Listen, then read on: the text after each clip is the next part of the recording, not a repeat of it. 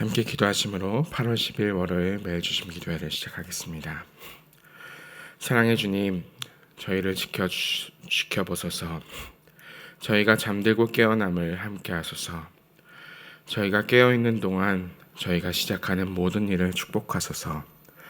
전능하신 당신의 능력으로 낮의 시간들을 지켜주시고 날이 길어질수록 당신의 영으로 저희를 강건하게 하소서. 주님, 저희가 이 기도를 드리며 이 일상을 시작합니다. 주님께서 함께하여 주실 때 저희들을 강건하게 하실 줄을 믿습니다. 오늘도 일터로 가고 학교로 가고 집에서 하루를 지키는 모든 이들에게 주께서 함께하여 주시옵소서.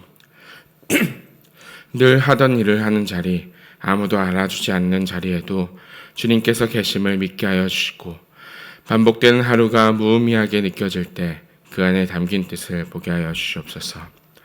이 여름에 진로를 준비하고 있는 이들이 있습니다. 원서를 쓰며 그리고 공부를 하며 마음을 졸이고 있는 고등학교 3학년 학생들, 한 해를 더 붙들고 다시 준비하고 있는 재수생들과 몇 번의 결과를 받아들고도 다시 이력서를 쓰는 취업 준비생들을 기억하여 주시옵소서. 결과가 이들의 값을 정하지 않게 하여 주시고, 기다림이 길어지는 동안 스스로를 미워하지 않도록 지켜주시고, 또한 그러면서도 이들의 수고 가운데 좋은 소식이 있기를 구합니다. 또한 새로운 전환 앞에 서 있는 이들이 있습니다. 하던 일을 내려놓는 이들, 자리를 옮기는 이들, 오래 지켜온 무언가를 떠나보내는 이들이 있습니다. 익숙한 것을 놓는 손이 두렵지 않게 하여 주시고, 아직 보이지 않는 다음 자리를 주님이 먼저 아신다는 것으로 오늘을 견디게 하여 주시옵소서. 특별히 군입대를 앞두고 있는 청년들을 지켜주시고, 그들이 가고 있는 그 걸음마다 주께서 지켜주시는 보호하심이 따라올 수 있도록 주님 함께하여 주시옵소서. 주님, 암으로 투병하고 있는 한우들이 있습니다. 치료의 과정이 길고 몸이 견디기 어렵습니다. 통증을 덜어주시고 치료가 몸에 잘 들어 회복의 길이 열리게 하여 주시옵소서. 두려움 가운데서도 혼자가 아님을 느끼게 하여 주시고, 곁에서 함께 지쳐가는 가족들에게도 쉼과 그리고 위로와 그리고 소망을 허락하여 주시옵소서. 마음이 아파 힘겨운 성도들이 있습니다. 겉으로 드러나지 않아 더 외로운 자리입니다. 의지가 부족해서도 아니고 믿음이 없어서가 아니라 주님, 그 안에 있는 마음의 질병이, 뇌의 질병이 그들을 계속해서 괴롭히고 있습니다. 주님께서 함께하여 주셔서 필요한 치료와 돌봄을 제때 받게 하여 주시고, 그들의 환경 가운데서도 주님 함께하여 주셔서 그들이 정말 잘 회복하여서 주님 앞에서 온전히 예배할 수 있는 그러한 이들로 다시 세워질 수 있도록 주께서 함께하여 주시옵소서. 주님, 이제 말씀 가운데로 나아갑니다. 주께서 주시는 말씀 가운데 저희들이 살아가는 일상의 터전에서 어떻게 살아갈지를 다시 한번 생각하며, 그리고 다시 한번 자세를 바로 고칠 수 있도록 주님 함께하여 주시옵소서. 감사드리며 살아계신 예수 그리스도의 이름으로 기도드립니다. 아멘. 네, 오늘 우리에게 주시는 하나님의 말씀은 이사야 23장 1절에서 18절의 말씀입니다. 이사야서 23장 1절에서 18절의 말씀, 저와 여러분이 교독하시겠습니다.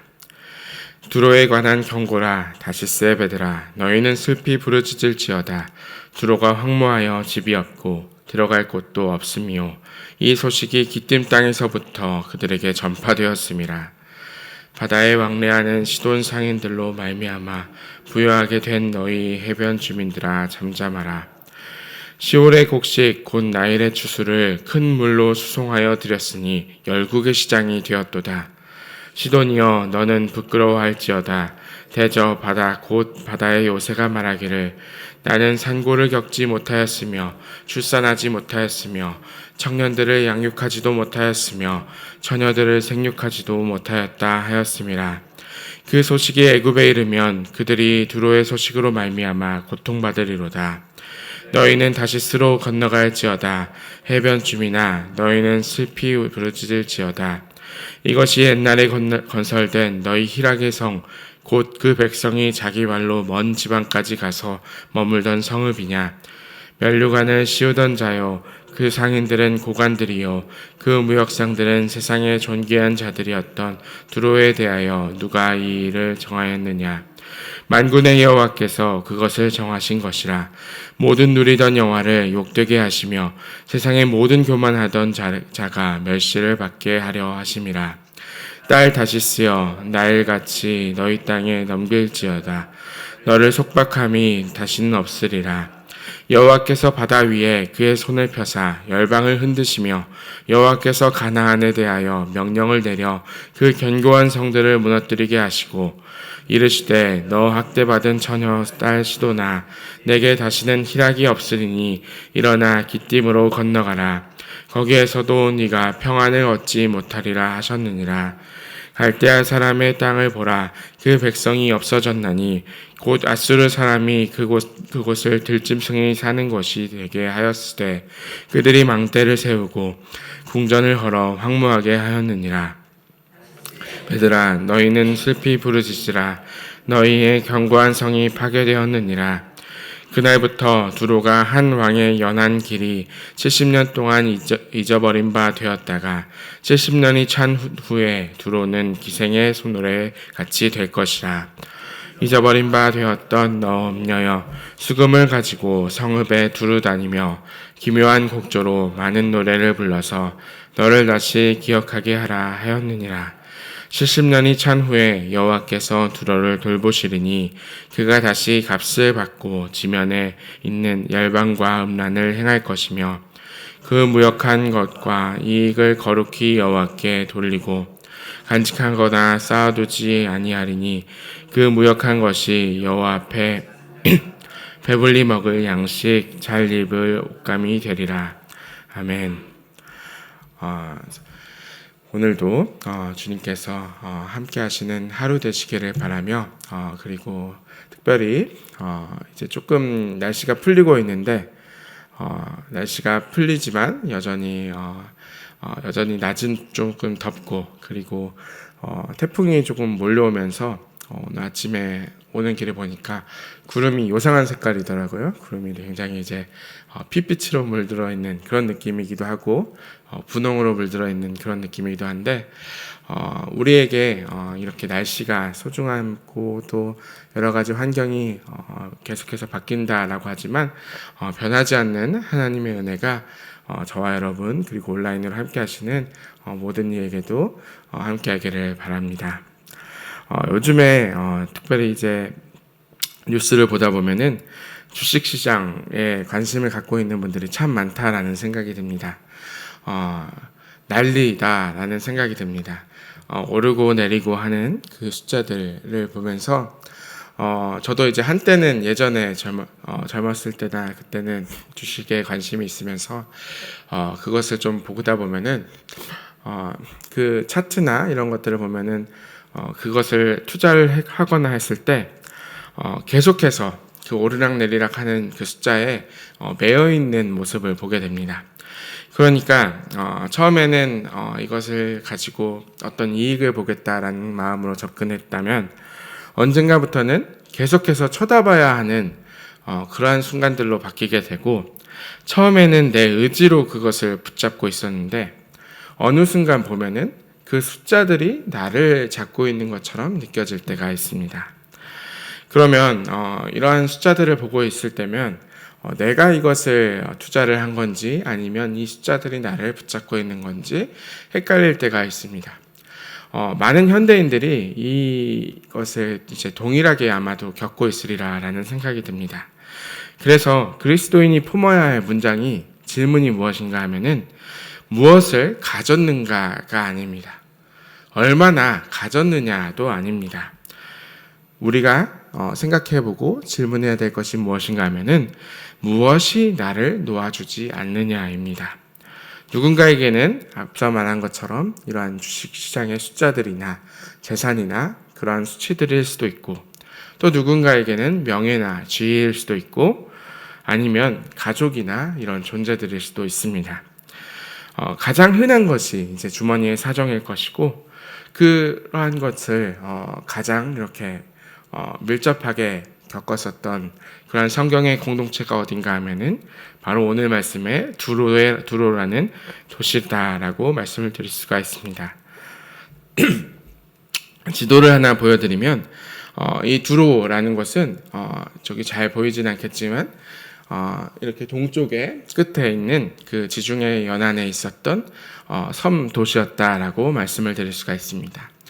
여기서 그들이 무엇을 했느냐 하면은 나일강에서 찾아오고 있었던 그 곡식들을 지중해에 있는 수많은 해안 도시로 수출을 했었던 무역의 중심지였다라고 할 수가 있습니다. 그리고 이집트와 지중해 국가들을 잇고 있는 중심지여서 이곳은 굉장히 부유하고 그리고 또 특유의 그 천혜의 그 바다의 요새로서 여기서는 굉장히 이제 다른 국가들이 쳐들어올 수 없는 그러한 강한 도시였다라고 말씀을 드릴 수가 있습니다. 그래서 8절에는 이런 표현이 있는데 면류관을 씌우던 자라는 표현이 있습니다. 면류관을 씌우던 자요 그 상인들은 고관들이요 그 무역상들은 세상의 존귀한 자들이었던 두로, 이러한 표현이 있는데, 그러니까 두로는 한 나라를 먹여 살릴 수 있을 만한 막대한 부를 가지고 있었던 도시였고, 그 도시에서 이들을 가지고 있으면 어떤 일이 일어났느냐 하면은 어떤 제국이든 그 제국이 강력한 힘을 가질 수 있었던 그러한 도시였다라고 말을 하고 있습니다. 우리 역사에서도 삼국시대에 비슷한 일이 있었는데, 삼국시대에 어떤 일이 있었냐면 고구려나 백제나 신라가 언제 그 세 나라가 부강했었냐 하면은 한강 유역을 차지했을 때라고 기록이 되어 있습니다. 한강 유역을 차지하면은 그 삼국시대의 나라는 가장 부유한 시대를 가지고 있었다라고 그렇게 기록이 되어 있는데, 마찬가지로 한 나라를 먹여 살릴 그 막대한 부를 이 두로를 차지했을 때 갖게 되었다라고 이야기를 하고 있습니다. 그런데 한 가지 눈여겨볼 단어가 있는데 8절에 무역상들이라고 옮겨진 말에 그 무역상들이라는 단어가 있는데, 이 단어의 원문이 뭔가 하면은 그의 가나안 사람들이라는 단어입니다. 그러니까 제가 드리고 싶은 말이 무엇인가 하면은 가나안 사람들이라는 그 단어가 무역상들이라는 단어로 바뀌었다라는 것을 볼 수가 있습니다. 그러니까 이 두로라는 가나안 도시는 어떻게 되었냐 하면은 무역을 하다 보니까 그냥 가나안 사람들이라는 그들의 호칭이 어느새 바뀌었는데, 그들은 가나안 사람들이라고 했을 때 누군가에게는 그냥 무역상들이라는 표현으로 그렇게 여겨지게 되었습니다. 그리고 3절의 표현처럼 열국의 시장으로 바뀌어서 그들은 무역을 하지 않고서는 살아갈 수 없는, 돈을 벌지 않고서는 살아갈 수 없는 정체성을 갖게 되었습니다. 그러니까 이 도시가 어떤 도시였냐 하면은 그들은 자기 자신들이 워낙에 돈을 가지고 그 무역을 통해서 부강해졌기 때문에 그들의 정체성 자체가 이제는 무역을 하지 않으면 살아갈 수 없는 그러한 사람들이 되었습니다. 그런데 이 도시가 어느새 무너졌다라는 소식이 들립니다. 7절의 말씀입니다. 이것이 옛날에 건설된 너희 희락의 성 곧 그 백성이 자기 발로 먼 지방까지 가서 머물던 성읍이냐라는 그러한 그 탄식이 들려오면서 이 완전히 강력한 바다의 요새였고 강력한 부를 이루고 있었던 그 두로라는 도시가 무너졌다라고 말하고 있습니다. 그리고 4절에서는 산고를 겪지 못하였으며 출산하지 못하였으며 청년들을 양육하지도 못하는 생명이 없는 땅이다라고 말하면서 기반이 되었던 바다마저도 이 도시를 부인할 만큼 완전히 무너졌다라고 말합니다. 바다를 통해 무역을 하고 불을 쌌던 이 도시의 수단과 정체성이 마지막에 이르러서는 아무것도 보장하지 못한다라고 말하고 있습니다. 그러니까 지금 우리로 이것을 이렇게 대입해 보면 어떻게 말씀드릴 수 있냐면, 막대한 부를 이뤘고 막대한 숫자가 계속해서 불어나고 그들의 정체성이 나는 이것을 가진 자들이 되었다라고 말할 수 있는데, 그런데 그 숫자와 그 재산이 마침내 그들을 지켜주었을까요? 아닐까요? 그들을 지켜주지 못했다. 그들을 보장하지 못했다라는 것입니다. 그러니까 지금 우리로 말하면 우리가 가지고 있는 재산과 숫자들이 우리를 보장해주지 않는다라는 말과 같습니다. 왜일까 하면은 이 도시는 표면적으로는 외세 침공으로 무너졌겠지만 이사야는 출처와 이유를 다른 곳에서 찾지 말라라고 이야기합니다. 그것을 어떻게 하냐 하면은 9절의 말씀입니다. 만군의 여호와께서 그것을 정한 것이라. 모든 누리던 영화를 욕되게 하시며 세상의 모든 교만하던 자가 멸시를 받게 하려 하심이라 라고 기록이 되어 있습니다. 두로를 높이던 그들의 재산도 이제는 아무런 가치가 없습니다. 왜냐하면 두로가 부자여서 그들을 망하게 했다라는 게 아니라 그들이 무역하고 그들이 성취했던 것이 질투나서 번성했던 것이 질투나서 망했던 것이 아니라 하나님께서 그들에게 이 막대한 것을 부를 주시고 그리고 무역을 할 수 있도록 주셨는데 하나님이 주신 것과 사람이 이루어낸 것을 너무나 굳게 잡고 있던 나머지 어느 순간 하나님보다 더 단단하게 자신을 붙잡는 것을 그것을 통해서 붙잡고 있었던 그들을 보았을 때 하나님은 이들을 심판해야겠다라고 말씀하신 겁니다. 그러니까 하나님보다 나 자신을 기반을 그것을 더 붙잡고 더 단단하게 잡고 있을 때 하나님 보시기에는 이것이 멸망할 수밖에 없는 문제다라고 말씀하고 계십니다. 그러니까 성취와 평판과 지켜야 할 자리와 통장의 숫자나 자녀에게 거는 기대 이런 것들이 하나님을 대신해서 자리 잡을 때 하나님 앞에서는 죄가 된다라는 것입니다. 절대로 갖는 것, 많이 갖는 게 죄가 아니라 다만 그 소유 없이는 내가 누구인지를 말할 수 없게 되는 상황이 되면 그것은 두로처럼 자기 자신이 자기의 정체성이 완전히 하나님의 자녀에서 그것으로 바뀌게 되었다라고 말씀을 드릴 수가 있습니다. 그 이후에 이제 두로는 완전히 멸망하게 되었습니다. 그리고 두로는 정복당했고 그렇게 있었지만 이후에도 똑같은 일들을 하게 됩니다. 그리고 어쩌면 똑같은 잘못을 하게 됩니다. 그런데 18절에는 조금 다른 방향으로 기록이 되어 있는데 18절의 말씀을 저와 여러분이 한 목소리로 한번 읽어보겠습니다. 그 무역한 것과 이익을 거룩히 여호와께 돌리고 간직하거나 쌓아두지 아니하리니 그 무역한 것이 여호와 앞에 사는 자가 배불리 먹을 양식 잘 입을 옷감이 되리라. 아멘. 놀라운 것은 두로가 이후에 다시 무역을 하고 다시 조금 어려운 일들을 하고 하나님 보시기에 안 좋은 일들을 계속해서 하는 것들이 있겠지만 그럼에도 불구하고 두로가 언젠가 한순간에 바뀌었다라는 것을 볼 수가 있습니다. 중요한 것은 두로가 계속해서 일상을 살아가면서 잘못을 저지르고 그리고 도시를 살아가면서 잘못한 것이 있겠지만 중요한 것은 마지막 도착지가 바뀌는 모습을 볼 수가 있습니다. 본문은 그 이익이 어디로 가는지를 말해줍니다. 여호와 앞에 사는 자, 곧 이웃들이 배불리 먹을 양식이고 잘 입을 옷감입니다. 창고에 쌓이던 것이 누군가의 밥상이 되고 옷이 되는 것을 볼 수가 있습니다. 두로가 달라진 다음에 그렇게 된 것이 아니라 두로는 여전히 두로인데 그 손에 있는 것을 이제 흘려보내고 그 정체성이 그것이 자기들을 규명하지 않는다라는 것을 알게 되었다라는 것을 그 70년 뒤에 두로의 역사에서 하나님께서 보여준다라고 말씀하고 계십니다. 이것이 은혜라고 말씀드릴 수 있습니다. 은혜는 전복적일 때도 있지만 똑같은 일상에서 변함없는 형태로 임합니다. 재능도 그대로이고 해온 일도 같고 버는 돈도 같습니다. 그런데 그것이 누구를 위해서 쓰는지 쓰일 때가 그것에 따라서 바뀌게 된다라고 합니다. 나를 증명하려고 쥐고 있던 것이 누군가를 살리는 데까지 흘러갈 수 있는 것, 이것이 은혜의 사람이다라고 말씀드릴 수 있습니다. 우리는 도시를 떠날 수가 없습니다.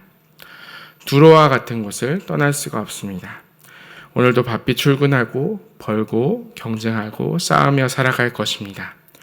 그러니 우리의 질문은 이 도시를 어떻게 떠날 것인가가 아니라 이 도시 안에서 어떻게 도시에게 잡아먹히지 않을 것인가입니다. 저는 그렇게 사려고 노력하는 사람들, 그렇게 분투하는 사람들을 이렇게 칭하고 싶습니다. 우리는 모두 도시의 수도자입니다. 수도자라고 하면은 사막과 담장과 두꺼운 나무 문이 떠오릅니다. 그런데 도시의 수도자들은 은혜의 사람들로서 지하철의 손잡이를 잡고 서 있고 수도복 대신 출근을 할 수 있는 옷차림을 갖추고 있고 새벽 종소리 대신에 시끄러운 알람 소리에 하루를 엽니다. 그의 골방은 사무실의 책상이고 광야는 실적표나 접점이 됩니다. 우리에게는 여러 가지 것들이 있겠지만 그럼에도 불구하고 하지 않아도 될 말들을 내려놓고 우리의 목표와 목적지를 하나님의 은혜로 두게 됩니다. 두로의 항구에는 여전히 배가 들어옵니다. 짐이 오르고 내려지고 달라진 것은 하나, 그 짐이 어딘가로 향하느냐입니다. 도시의 수도자는 바로 그 부두에 서 있는 사람이다라고 말씀드릴 수 있습니다. 가진 것이 없는 사람이 아니라 가진 것에 소유당하지 않는 사람, 세상에서 도망친 사람이 아니라 세상 한가운데서 다르게 살아가는 일이 가능하다는 것을 자기의 삶으로 증명하는 사람들이 될 것입니다. 오늘 하루 저와 여러분들은 다시 도시로 흘러갑니다. 그 도시 한복판에서 하나님께 속한 은혜의 사람으로서 도시의 수도자로 살아가는 저와 여러분 되시기를 주님의 이름으로 축원합니다. 함께 기도하시겠습니다. 사랑의 하나님, 오늘도 숫자를 먼저 열어보는 손으로 이 자리에 앉아 있습니다. 이 아침을 시작하고 이 하루를 시작합니다. 무엇을 얼마나 가졌는지를 헤아릴 줄 알면서 무엇이 나를 놓아주지 않는지는 세어보지 못했던 저희들입니다. 주님, 저희들의 마음 가운데 붙들고 있는 것이 저희들이 되지 않도록 주님 함께하여 주시옵소서. 주님께서 함께하여 주실 때 저희들에게 은혜를 허락하여 주시고 그 은혜 가운데 저희들이 도시로 나아갈 때에 주님, 저희들이 붙잡고 있는 것이 저희들의 정체성이 되지 않아 주님, 그것이 결국에는 주님으로 흘러갈 수 있는 그러한 은혜의 사람이 되게 하여 주시옵소서. 그리하여 도시의 수도자로서 하루하루 주님 버티면서 살아갈 수 있는 저희들 되게 하여 주시고 저희들이 만나는 모든 순간마다 모든 접점마다 주님의 은혜가 함께하여 주셔서 종래에는 주님으로 흘러갈 수 있도록 그리고 이웃으로 흘러갈 수 있도록 저희들을 사용하여 주시옵소서. 오늘 하루도 주께서 함께하실 줄 믿사오며 살아계신 예수 그리스도의 이름으로 기도드립니다. 아멘. 우리 함께 기도하시며 나아가겠습니다.